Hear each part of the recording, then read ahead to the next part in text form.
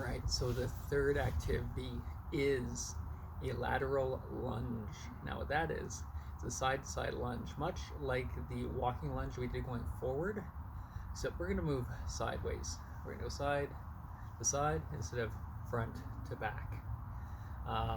This is gonna look a little bit like this. So we're gonna start, I pick one side to start on, left or right, doesn't really matter.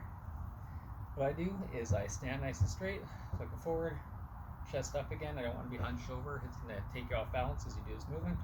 We're going to move, pick this leg up, way out to the side.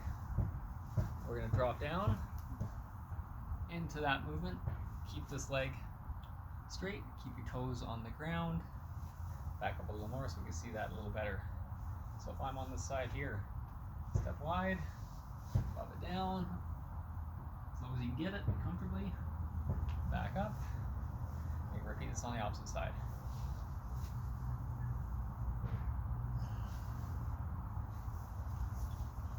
So what I like about this one is it opens up the hips, gets that lower body kind of opened up when we're sitting in a closed position, hunched over a laptop for a while. Everything is closed, and this just forces all these joints, hip joints, open, gets everything moving again.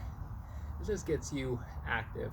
I don't believe we're meant to sit like we do in our normal lives.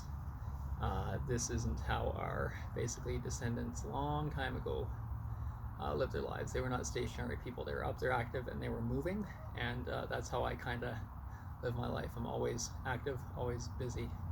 So we're going to do 3 side lunges per side, alternating sides. So left, right, left, right, left, right, and we'll come back to this once we're done.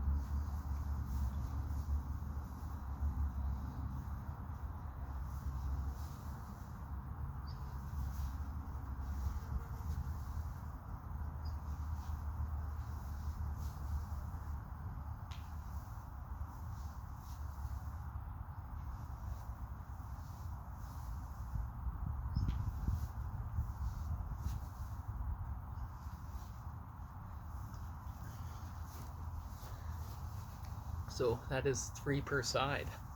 But let's say you got some knee issues or some hip issues and you can't flex that way. Well, one thing that I've found that really helps too in opening up the hips is you can get into a deep squat like this. If you can, then we can do this next activity. And what I do is I just take my elbows, jam them in either side of my knees, hands together, force them wide, and just open up the hips.